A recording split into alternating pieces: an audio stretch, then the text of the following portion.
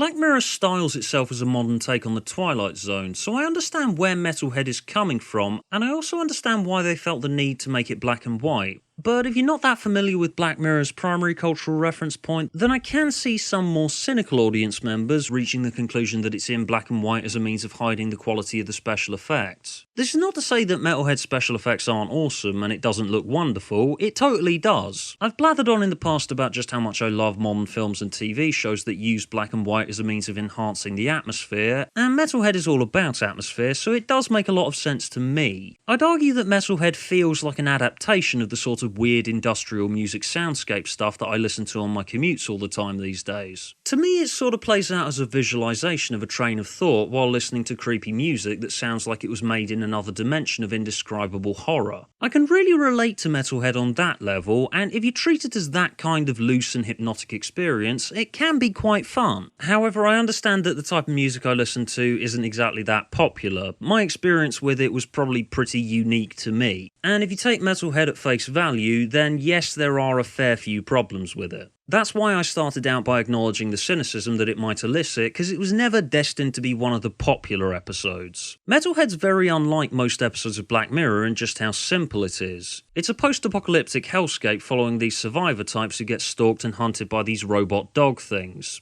That's pretty much it. There isn't exactly a whole lot of world building going on here. There's no context, it's just a straightforward flow of events that are very kinetic. There's no real divergence from the narrative flow from event A through to event F. Or G or H, depending on how many events are in this thing. I don't know, I didn't count. Or alphabetise the events, because I said letters instead of numbers, didn't I? And okay, fuck it, this train of thought's fallen apart. Okay, point is, Metalhead is a remarkably different approach, and just the sort of thing I was looking for, because as I noted in my Crocodile video, variety and experimentation are what make an anthology series what it is, and while I'm sure that Metalhead wasn't everyone's cup of tea, it was mine. I'm not going to pretend it's got a whole lot going on under the surface, of course. Metalhead is quite openly pulpy. A post-apocalyptic sci-fi runaway from robots/aliens type of story is nowhere near anything new.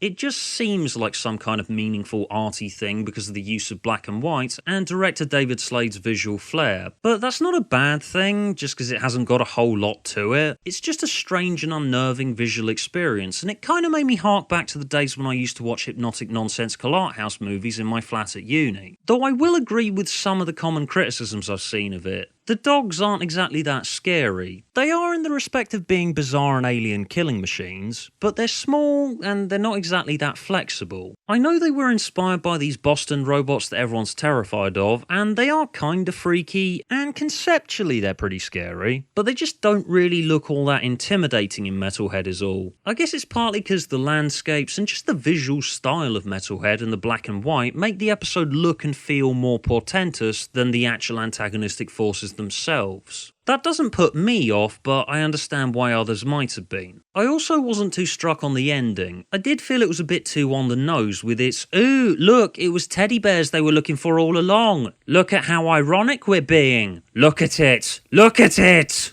Then again, Metalhead is ostensibly a Twilight Zone episode, and the Twilight Zone's entire thing was being on the nose. The Twilight Zone kinda got away with it though because of just how loose and rough the show usually felt, and with Serling actually in the show and serving as narrator, it played out more like a dramatisation of a collection of anecdotes and thought experiments than a straight drama. But yeah, it just kinda felt like they were trying to force this too hard, and it reaches a point where it feels like a bit of an anticlimax. Other than those couple of things, I enjoyed Metalhead. It's far from perfect and not for everyone. I know that some people might feel it's a bit insubstantial because it's nowhere near as dense and heavy as most of Black Mirror, but I enjoyed it specifically for those reasons. While it was a bit vague and it didn't exactly give you a whole lot to sink your teeth into, I did find I could lose myself in it. And for me, sometimes that's enough.